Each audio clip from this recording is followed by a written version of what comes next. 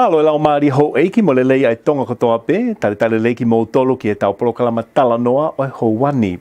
Climate change, food security, influence of China and diplomatic relations between Australia, New Zealand and the Pacific remain key priorities for the region.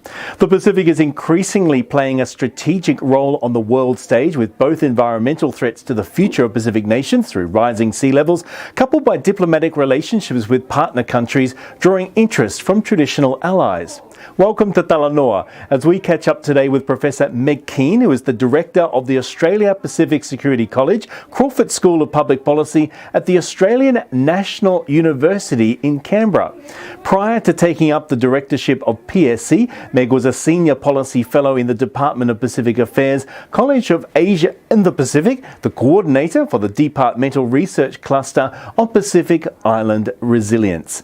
That's only a brief introduction, but on behalf of all of us here at Pacifica TV and Radio, we'd like to welcome Professor Meg to Talanoa today. Malo lele, Professor Meg, and thank you for joining us. Good morning, Suli, and Maloa Lilele to your listeners as well. It's delightful to be here and to be able to connect up in these COVID times. Absolutely. Look, Professor Meg, I might just start by giving you the opportunity just to formally introduce yourself and a little bit about your academic background.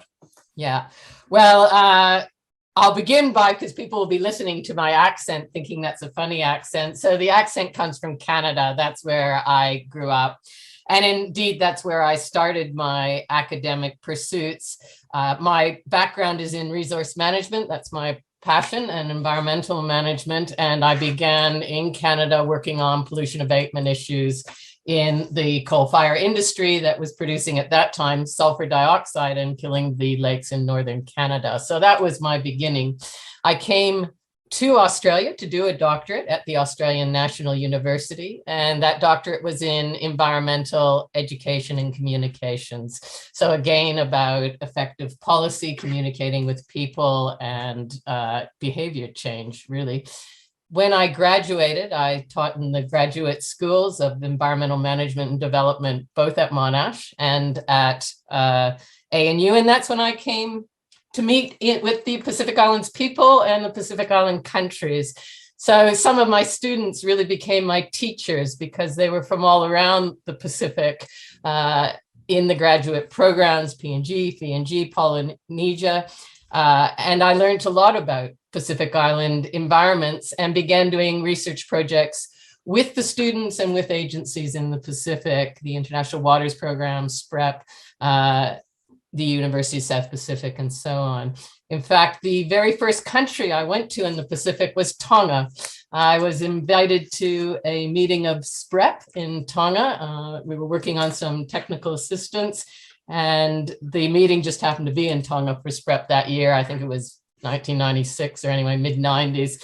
So that was my first country. And then from then, my research has taken me all around the region. I should stress, I'm not just an academic. I have spent about 10 years working as a South Pacific political and security analyst with the Australian government, which has also taken me around the region, given me a little bit of an insight, not only on resource security and human security, but also more traditional forms of security.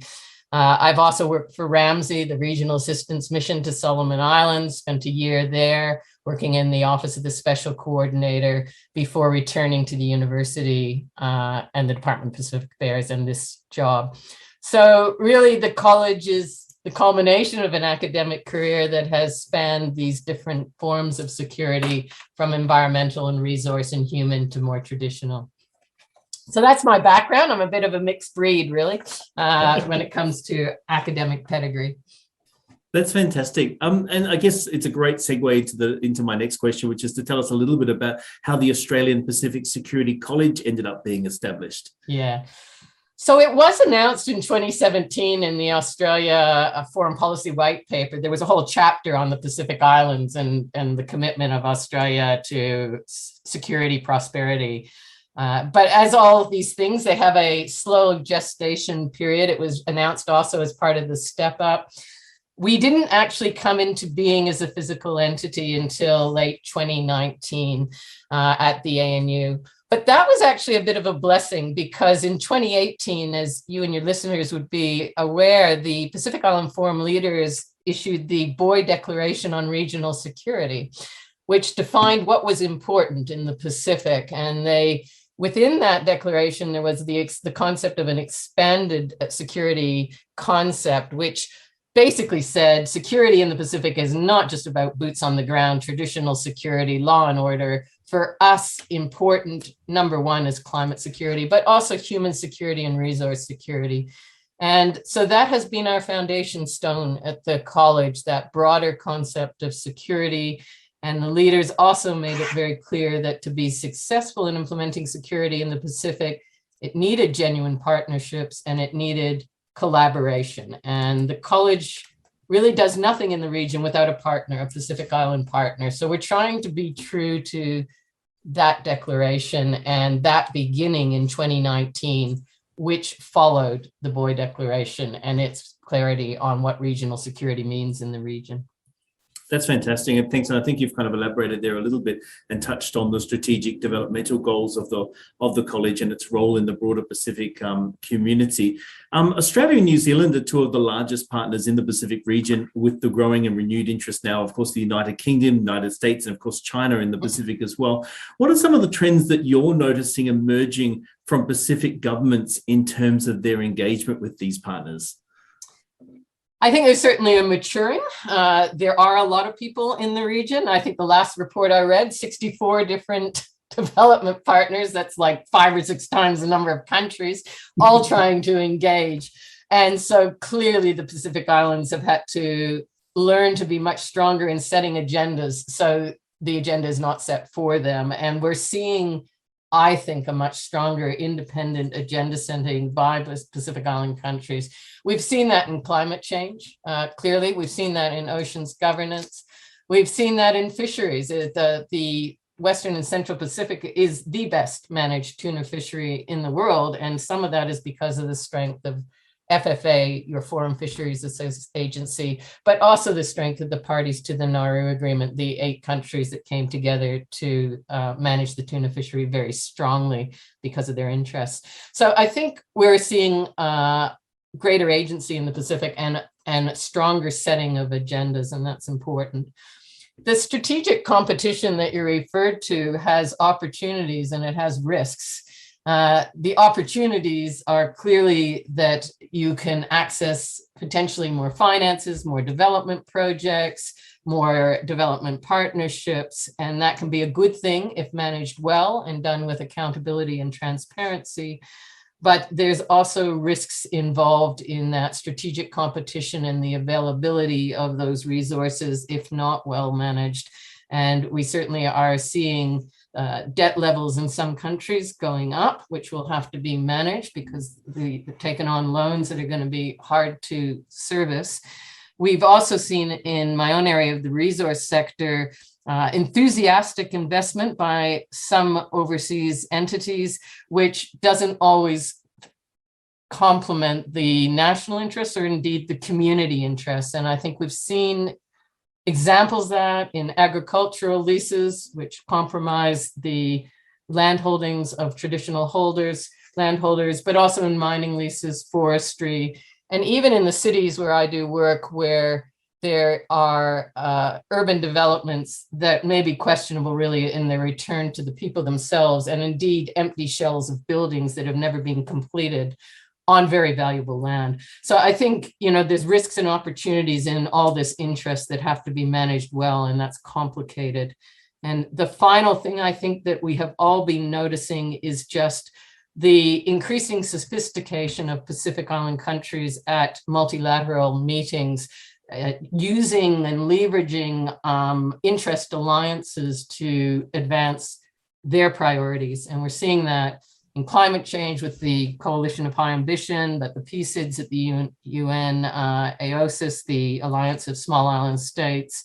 So a number of these alliances are being used to really make a stronger voice for the Pacific.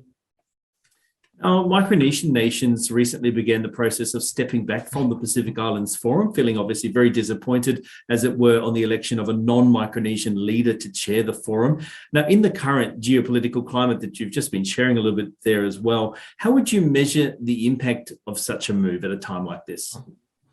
Well, I don't think anybody could see it as a significant impact, a huge loss if it persists to have the Micronesians leave the Pacific Island Forum.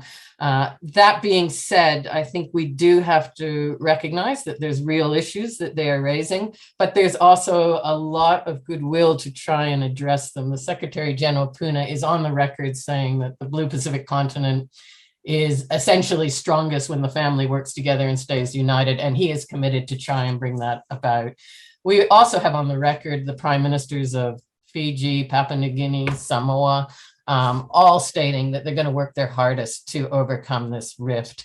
If we look at the history of the Pacific Island Forum, there has been divisions between members, and these have been overcome with dialogue, and we're at a disadvantage with COVID right now at getting that dialogue.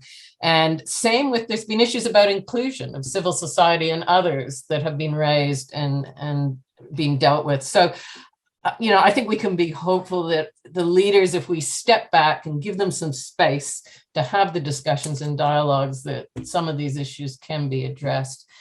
The other thing I would just emphasize is it's not like the Micronesians are saying there's no value whatsoever on regionalism and walking entirely. They have stayed engaged with the crops, as I understand it, particularly FSM and RMI. And that's important. That's important because those agencies, we need to stay strong to put the interests of the Pacific on an international stage. It also means that as they interact in those regional organizations, there's more opportunity for dialogue and perhaps resolving differences.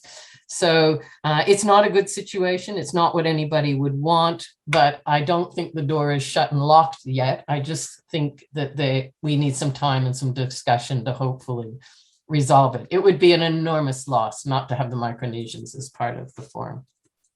Absolutely. Now, border closures, Professor Meg, across the Pacific have cut off the economic lifeline of tourism. Of course, it feeds into many Pacific economies. How do you believe the Australian Pacific Security College view the longer term impacts or maybe opportunities of the global pandemic? Well, the impacts are huge, and they're huge for the Pacific Islands. They're huge for the globe, and we recognize that. And you've mentioned tourism, but it's not just tourism. It's the service sector. It's this invisible, informal sector, which is the backbone of a number of these countries that is being hit hard. So there is papers that have talked about the lost decade potentially of development, and I think if we don't act effectively, that's a real potential. And when we've had cyclones hit in places like Vanuatu, it can take 5 to 10 years to recover. So we are looking at an enormous impact. That being said, I guess where the impacts are greatest are also where the opportunities are. Before COVID and before the measles in Samoa, we went around the region talking to leaders, and it was recognized then that health systems were weak and needed investment. That's not new. That has been there for a very long time, and whole health systems need investment. COVID has highlighted just how desperate that situation is, particularly in countries like Papua New Guinea. And so one hopes that in dealing with COVID, those systems can be strengthened. And after COVID, no one can turn a blind eye to that anymore. And that will be part of the development agenda. The other thing that's come to the fore through COVID, but again, not new, is the fragile food systems in the Pacific, that their productivity really hasn't increased significantly in the last decade, yet the populations have. And we've seen the importance of nutrition. And that means you need to be accessing good food when you import it, but also grow good food. And it means that there needs to be connectivity between different parts of countries where there's food growing, but it's not getting to others where the need is great.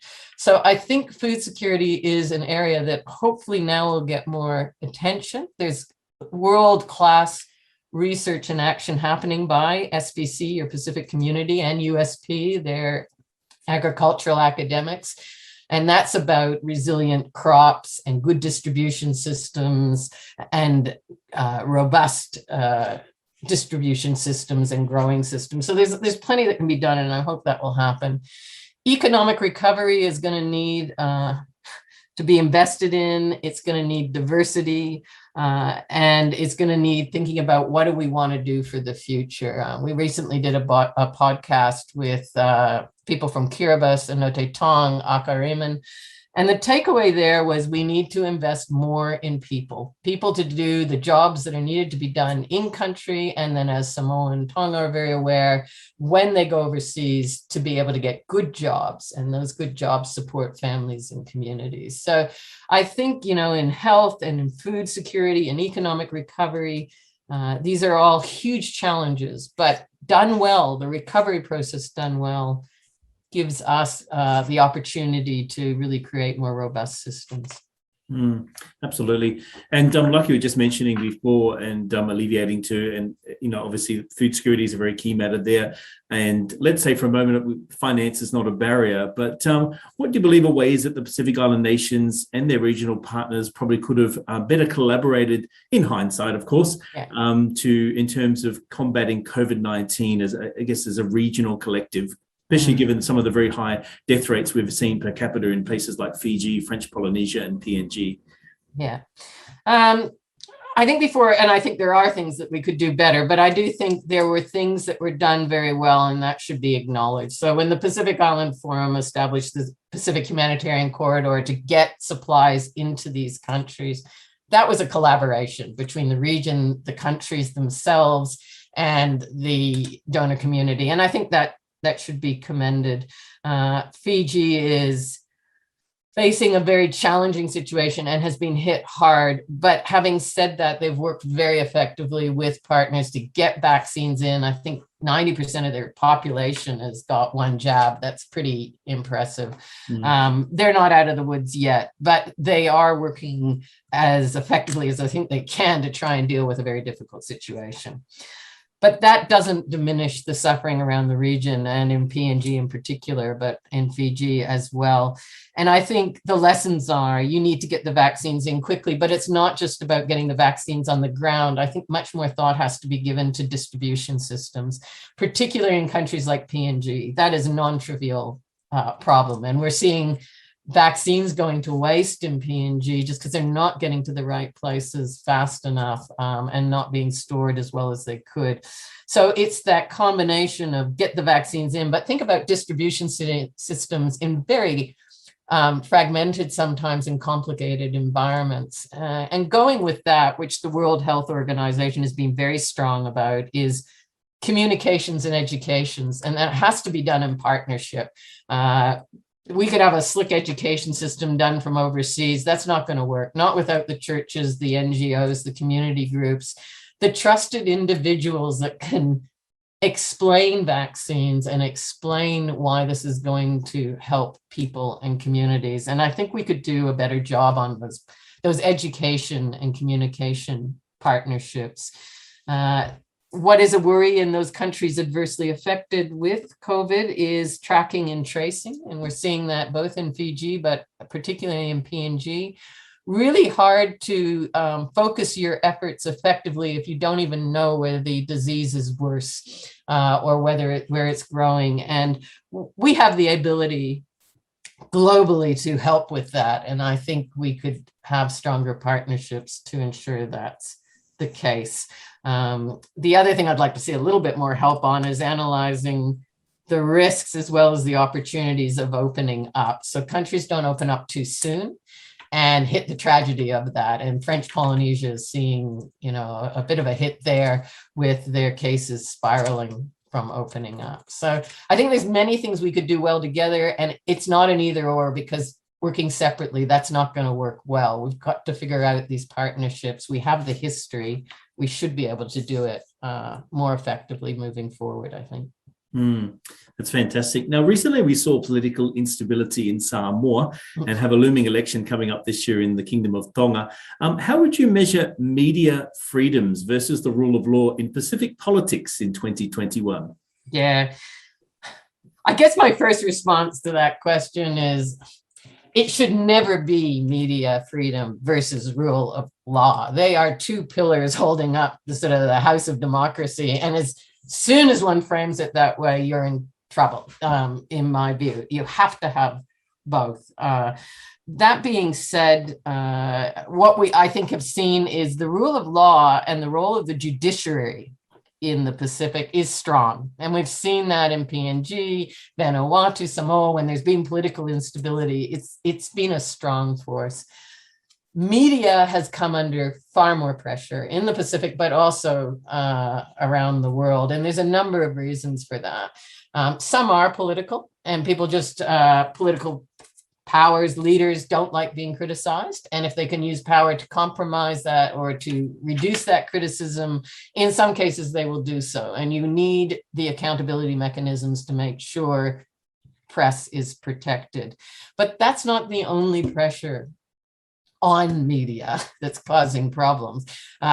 Finances are causing problems because of social media and Google and Facebook, and people are getting their information elsewhere, not always accurate or particularly high quality, but nonetheless, that compromises the resources available to a media, and it needs to be invested in. And I think we should do far more to invest in supporting the training and the health of the media. The college I'm involved in does have training that we're developing with the media organizations to do that, because we have a commitment that the media plays a really important role in democracy. I think that was evident. I think Samoa in the long run was a positive story between the legal professions, the Constitution, the media, the Fasamoa combined. They got a result. It took a while, but they got the right result, that the majority partner, the majority party that got the most votes eventually prevailed and is in parliament and is ruling. It's a bit early to say, but I think the indications are that Prime Minister Fayame will be supportive of media. She is holding media press conferences and communicating.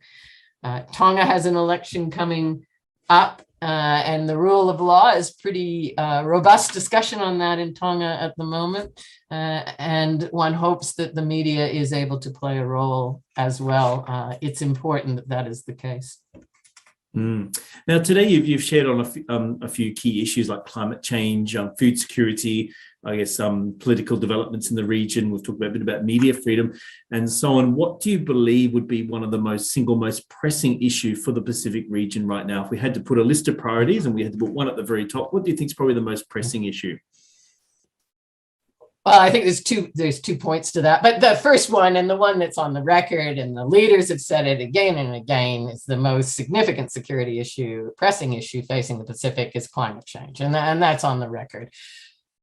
What I would like to say is climate change doesn't happen in isolation. The problem with climate change is it magnifies the pre-existing weaknesses. So while you could say climate change, these other issues are really important to deal with. Food security is a problem with or without climate change, but it's a whole lot worse with climate change. Health security is a problem. Non-communicable diseases is a problem without climate change. You add climate change into it, and it's a whole lot worse. It's worse because of poor nutrition. It's worse because of dengue, malaria, and other diseases that get a hold if you have pooling of water, et cetera. So a lot of these issues, climate change is important, but it is not in isolation to some of the other issues you mentioned. And I think the Pacific gets that. If you look at the Pacific Resilience Facility being proposed by the Pacific Island Forum, which is about a $1.5 billion facility to support community resilience, it's not about one thing, it's a whole system resilience that they want to invest in. And I think that's the only way out of this.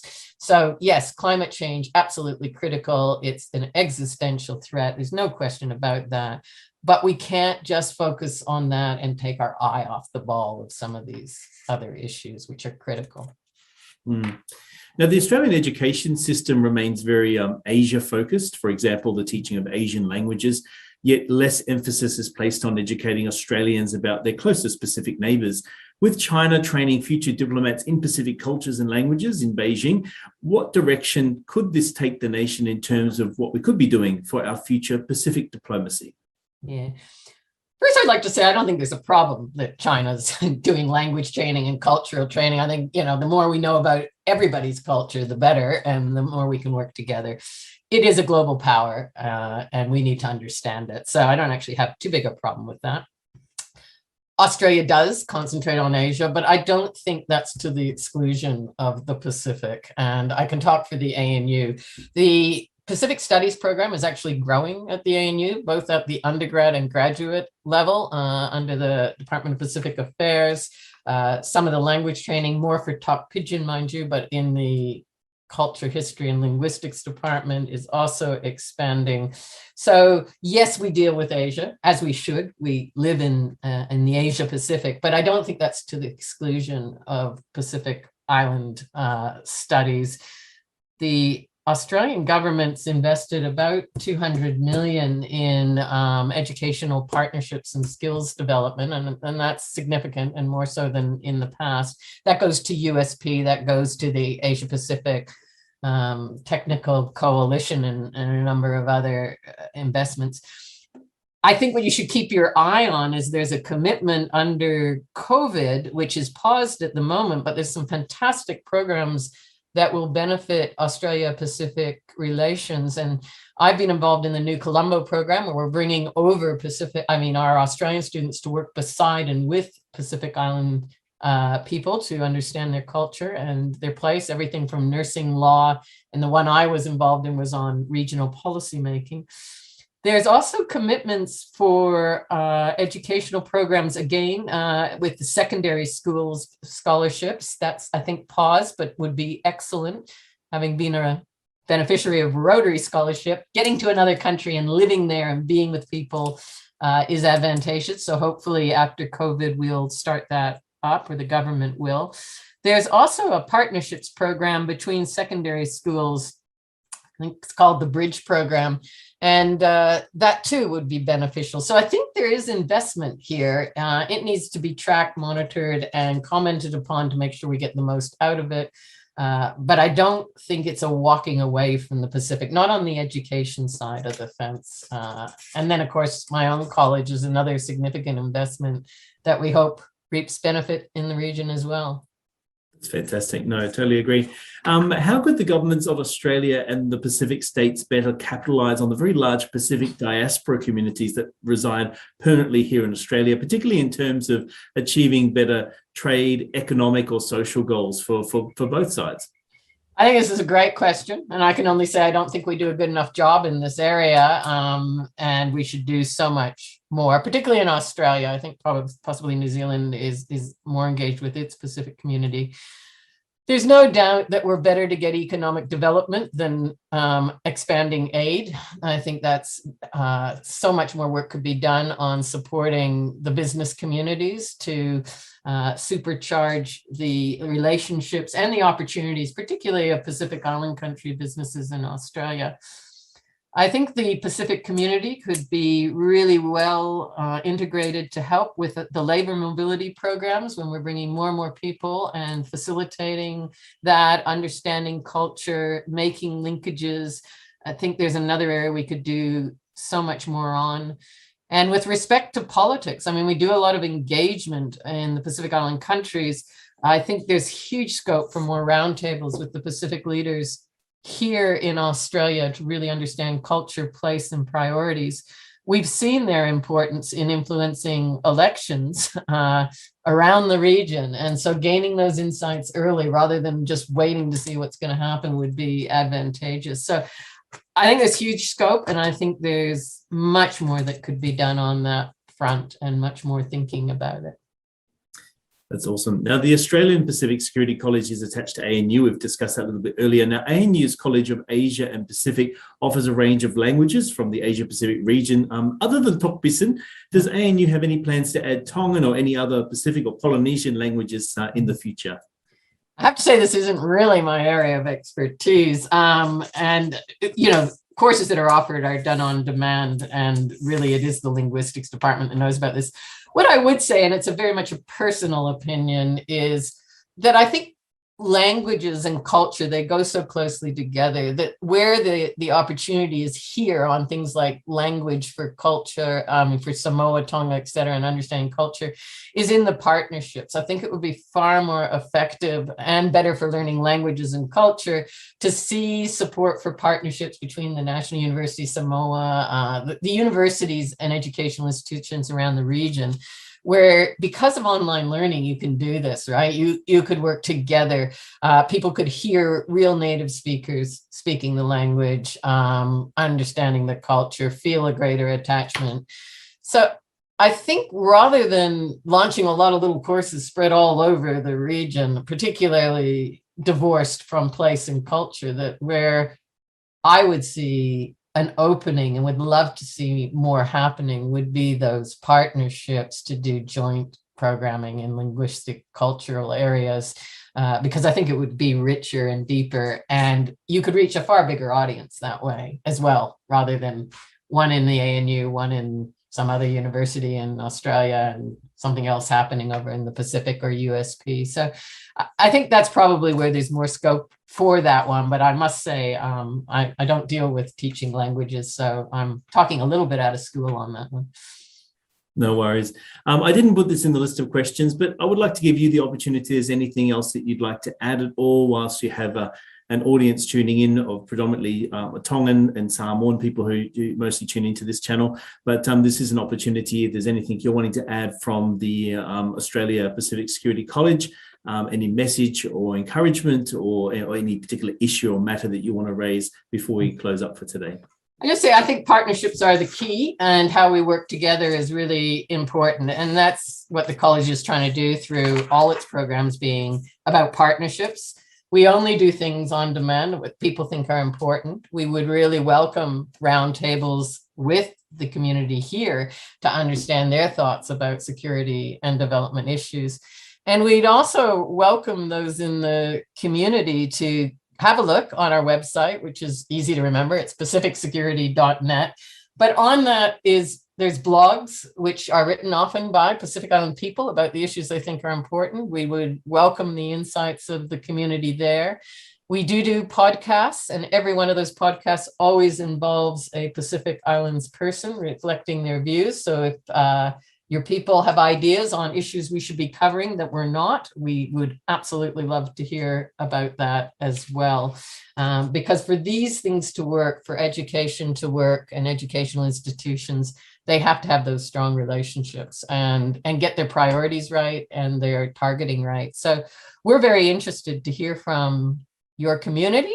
And I'm very easy to get to as well on the ANU website. So please engage is what I would say. We've been very appreciative of the support of the high commissions from all around the Pacific Islands here in Canberra in helping us connect to the people back in your home countries, but also giving us insights. But we can never learn too much, so we welcome engagement with your community as well. That's awesome. Look, Professor Meg, thank you so much. It's been an absolute pleasure hearing your views and having you here today. So on behalf of Pacifica TV and Radio, we want to wish the college continued success as an educational institution and policy think tank for our Pacific community. Thank you so much for joining us today. And thank you for having me. Appreciate it. Professor Meg Keane, ladies and gentlemen, the Director of the Australia Pacific Security College, Crawford School of Public Policy at the Australian National University, joining us live from Canberra.